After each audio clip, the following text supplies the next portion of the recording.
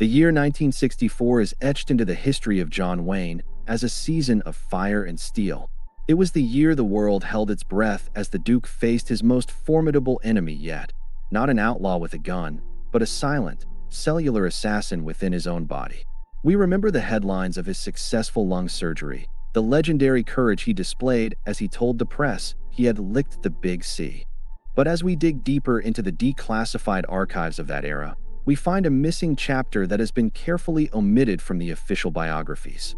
There is a period of several months, immediately following his grueling recovery, where John Wayne vanished from the Hollywood radar. While the studios believed he was resting at his ranch, private flight manifests and hushed reports from overseas tell a far more unsettling story. The Duke wasn't resting. He was embarked on a journey that defied medical logic and common sense, a journey into the heart of a brewing storm in Southeast Asia that left even federal investigators questioning his true motives. To understand the mystery of 1964, one must understand the physical state of the man at the time. He had just lost a lung and several ribs. Every breath was a victory, every step a struggle against overwhelming fatigue. Yet, instead of seeking the comfort of his family, Wayne was spotted in the shadows of Bangkok and the backstreets of Saigon, months before the conflict there became a full-scale American war. This wasn't a publicized USO tour or a movie promotion. There were no cameras, no cheering crowds, and no official military escorts. According to whispers from the intelligence community, Wayne was moving through these volatile zones as a private citizen with high-level access. He was meeting with men who operated in the gray space of international diplomacy, local warlords, displaced European aristocrats, and shadowy figures with deep ties to the opium trade and anti-communist resistance groups. Why would a man who had just looked death in the face risk everything to walk through the humidity and danger of a pre-war jungle? Was he a self-appointed ambassador, or was he carrying a message that could never be trusted to an official channel? The FBI files from this period reveal a growing concern about Wayne's unauthorized international movements. J.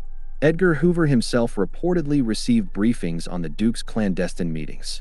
Investigators noted that Wayne seemed to be searching for something, or someone, linked to a failed operation from the early 50s.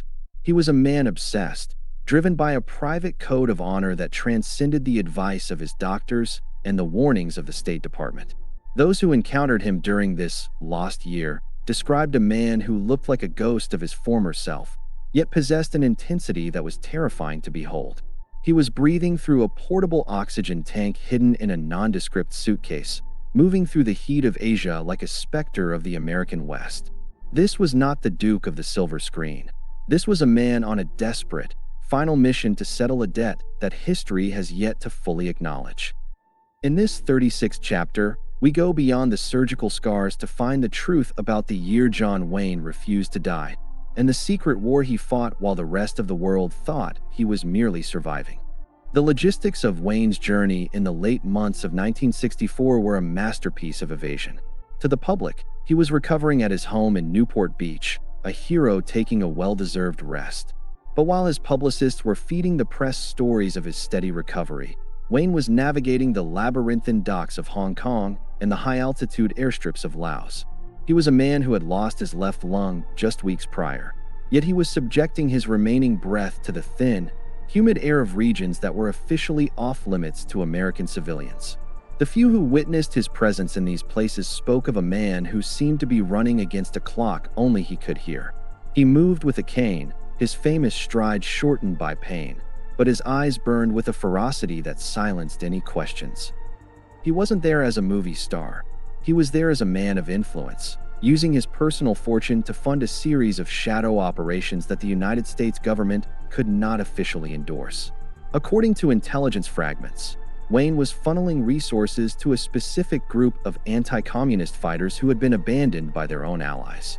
He felt a personal responsibility for these men, a bond forged in the ideological battles of the early Cold War that he refused to let go, even as his own body was failing him.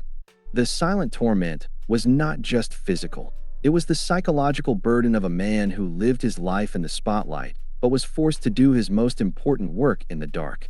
In the small, smoke-filled backrooms of Saigon's colonial-era hotels, Wayne sat with men who traded in secrets and blood. He was a sentinel for a cause he believed was dying, watching as the world he understood began to crumble into the chaos of the coming decade. FBI monitors noted that Wayne's contacts during this period included former French intelligence officers and high-ranking defectors who possessed critical information about the North Vietnamese infrastructure. He was collecting data that the formal intelligence agencies were overlooking, acting as a one-man listening post in the heart of the jungle. This was the Duke at his most raw, stripped of his costumes, his scripts, and his safety net. He was a private citizen operating in a war zone, driven by a conviction that his survival of cancer was a sign that he had one final duty to perform for his country. He was paying for this mission with every agonizing breath, a sacrifice that remained invisible to the millions who saw him only as a screen icon. As the lost year of 1964 bled into the following spring, the intensity of Wayne's secret mission only increased. He began to venture further into the interior of the Southeast Asian highlands, areas where the law was dictated by the barrel of a gun and the loyalty of the local tribes. He was searching for a missing link in the anti-communist resistance, a legendary figure from the OSS days who was rumored to be alive and holding a cache of documents that could expose the depth of Soviet infiltration in the Pacific. For Wayne, this wasn't about a movie plot. It was about the preservation of the American ideal he had spent his career defending. He was a man who had seen his own mortality and decided that his life was a small price to pay for the security of the frontier. He faced the humid nights and the constant threat of ambush with a stoic fatalism, often seen sitting alone on the porches of remote outposts, cleaning his old service pistol while the sounds of the jungle pressed in from all sides. He was a man out of time, a 19th century hero lost in the complexities of a 20th century shadow war. The toll on his remaining lung was catastrophic. Those who finally convinced him to return to the States in early 1965 described a man who had left a part of his soul in the Asian mist. He returned to Hollywood looking 20 years older, his skin sallow and his weight drastically reduced.